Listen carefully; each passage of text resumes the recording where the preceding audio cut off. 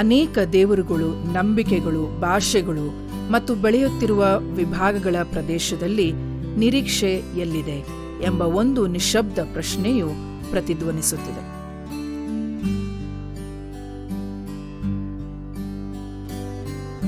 ಜಾತಿ, ಬಲ ಮತ್ತು ಧ್ರುವೀಕರಣದಿಂದ ಸುತ್ತುವರಿದಿರುವ ಸಮಾಜದಲ್ಲಿ ಮುಂದೂಡಲ್ಪಟ್ಟ ಕನಸಿನ ಹಾಗೆ ನ್ಯಾಯವು ಭಾಸವಾಗುತ್ತದೆ.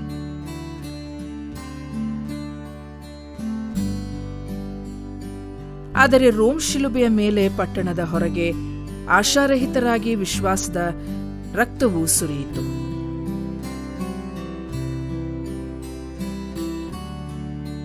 ಯೇಸುಕ್ರಿಸ್ತನು ಸಾಮ್ರಾಜ್ಯಕ್ಕಾಗಿ ಅಲ್ಲ, ಆದರೆ ಬಹಿಷ್ಕೃತರಿಗಾಗಿ, ತುಳಿತಕ್ಕೊಳಗಾದವರಿಗಾಗಿ ಮತ್ತು ಕಡೆಗಣಿಸಲ್ಪಟ್ಟವರಿಗಾಗಿ ಎದ್ದು ಬಂದನು.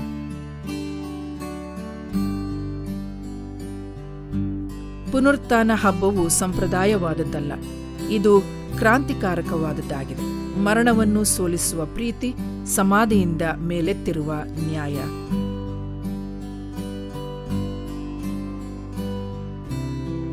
ಬಲದಿಂದ ಆಳಲ್ಪಡುತ್ತಿರುವ ಲೋಕದಲ್ಲಿ ನಮ್ರತೆಯು ಗೆಲ್ಲುತ್ತದೆ ಎಂದು ಪುನರುತ್ಥಾನ ಹಬ್ಬವು ಘೋಷಿಸುತ್ತದೆ.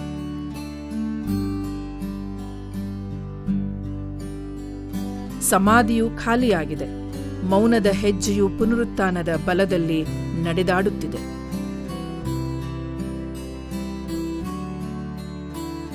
ಈ ಪುನರುತ್ಥಾನ ಹಬ್ಬದಂದು ನಿರ್ಬಂಧವಿಲ್ಲದ ಪ್ರೀತಿ, ಗುಣಪಡಿಸಲು, ಪುನಃಸ್ಥಾಪಿಸಲು, ಸ್ವತಂತ್ರಗೊಳಿಸಲು ಮತ್ತು ಒಗ್ಗೂಡಿಸಲು ಭಾರತದ ಗಾಯಗೊಂಡ ಆತ್ಮದಲ್ಲಿ ಕ್ರಿಸ್ತನು ಎದ್ದು ಬರಲಿ.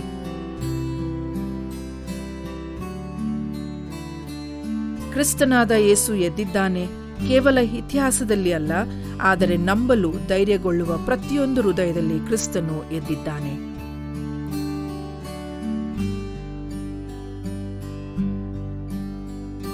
ಪುನರುತ್ಥಾನವು ಒಂದು ಧರ್ಮಾಚರಣೆ ಅಥವಾ ಒಂದು ಕಟ್ಟುಕತೆ ಅಲ್ಲ. ಇದು ಹತಾಶೆಯ ಮುಖದಲ್ಲಿ ಒಂದು ಭರವಸೆಯ ದಂಗೆಯಾಗಿದೆ. ಕೊನೆಯ ಕರೆ, ಬದ್ಧತೆಯುಳ್ಳವರಾಗಿರ್ರಿ ಮತ್ತು ಆಚರಿಸಿರಿ. ಪುನರುತ್ಥಾನವನ್ನು ಕೇವಲ ನೋಡಬೇಡಿರಿ, ಅದನ್ನು ಜೀವಿಸಿರಿ. ಎದ್ದು ಬಂದಿರುವ ಕ್ರಿಸ್ತನು ನಿಮ್ಮನ್ನು ಭಯ, ಅಪರಾಧ ಮನೋಭಾವ ಮತ್ತು ಹತಾಶೆಯಿಂದ ಎಬ್ಬಿಸಲಿ. ಬನ್ನಿರಿ, ನಿಮಗೆ ಜೀವವನ್ನು ಕೊಡುವುದಕ್ಕೆ ಮರಣವನ್ನು ಗೆದ್ದಂತಹ ಯೇಸುವಿಗೆ ನಿಮ್ಮ ಜೀವಿತವನ್ನು ಒಪ್ಪಿಸಿಕೊಡಿರಿ. ಈ ಪುನರುತ್ಥಾನವು ಸ್ವಾತಂತ್ರ್ಯ, ಕ್ಷಮಾಪಣೆ ಮತ್ತು ಉದ್ದೇಶದೊಂದಿಗೆ ತುಂಬಲ್ಪಟ್ಟ ಭವಿಷ್ಯದತ್ತ ಹೆಜ್ಜೆ ಹಾಕುತ್ತದೆ. ಇದು ಕೇವಲ ಒಂದು ದಿನ ಆಚರಿಸುವುದಕ್ಕಲ್ಲ, ಆದರೆ ಜೀವಿಸುವುದಕ್ಕೆ ಒಂದು ಹೊಸ ದಾರಿಯಾಗಿದೆ.